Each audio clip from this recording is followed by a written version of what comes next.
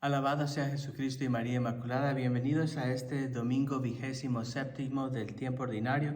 Vamos a leer el Evangelio de San Lucas, capítulo 17, versículos del 5 al 10. El Evangelio de hoy nos da dos grandes enseñanzas. Uno tiene que ver con el poder de la oración. En aquel tiempo los apóstoles dijeron a Jesús: aumentanos la fe. Es importante saber aquí desde el principio que fe no es algo que viene de Dios.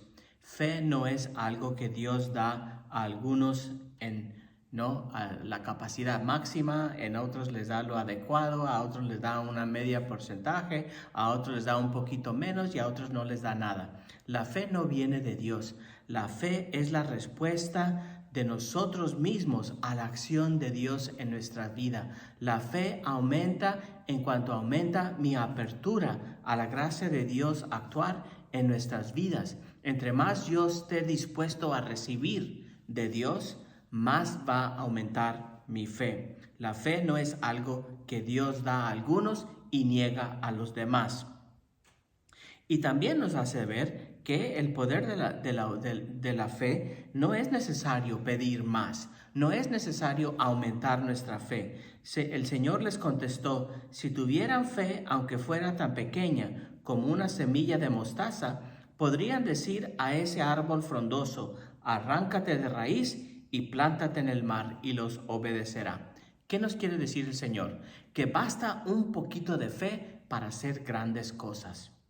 Es el árbol no frondoso que nace de esta semilla de mostaza. Y la semilla de mostaza era una de las semillas más pequeñas que se pueden conocer, que se pueden ver. Y sin embargo, crecen a estos árboles frondosos que pueden vivir hasta 600 años y por lo tanto tienen raíces profundas y largas y grandes que los hacen casi imposibles de arrancarse de raíz. Y sin embargo, dice Jesús, si tuviéramos fe tan pequeña como una semilla de mostaza, esos árboles nos obedecerán. O sea, podremos hacer grandes cosas con poquita fe si la ponemos en práctica. Entonces, nuestra oración no tiene que ser que el Señor aumente nuestra fe, sino que nos ayude en poner en práctica la poca fe que ya tenemos, porque poca fe es lo que es necesario.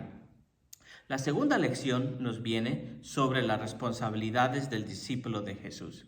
Y el discípulo de Jesús, nos dice Jesús en el Evangelio: ¿quién de ustedes, si tiene un siervo, y si nosotros somos siervos, que trabaja la tierra, pastorea los rebaños, le dice cuando éste regresa de campo: entra enseguida y ponte a comer? ¿No le dirá más bien: prepárame de comer, ¿no? Y disponte a servirme para que yo coma y beba, y después comerás y beberás tú?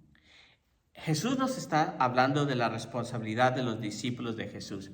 Y si nosotros somos discípulos de Jesús, la única cosa que nosotros podemos esperar es que Él nos mande a trabajar.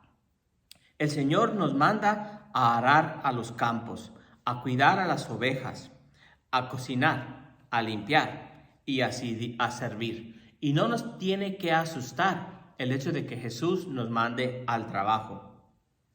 Esto es lo que el Señor nos pide de cada uno de nosotros, que nosotros estemos dispuestos a ponernos al servicio de su reino y de su evangelio. No es necesaria mucha fe. Lo que es necesario es tener poca fe y ponerla en práctica. No es necesario hacer grandes cosas, milagros y cosas fenomenales. El Señor nos manda a nosotros a trabajar y hacer y ponernos a su servicio. Este evangelio no tiene nada que ver con ser políticamente correcto con los siervos, ¿no? Y no tiene nada que ver con ser considerado con los sirvientes que el Señor nos pide.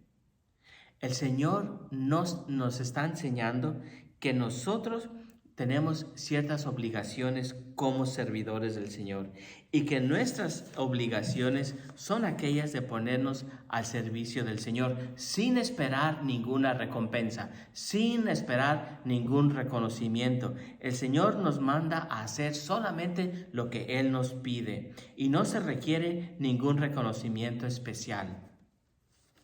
Así también ustedes, cuando hayan cumplido todo lo que se les ha mandado, digan, no somos que siervos, solo hemos hecho lo que teníamos que hacer.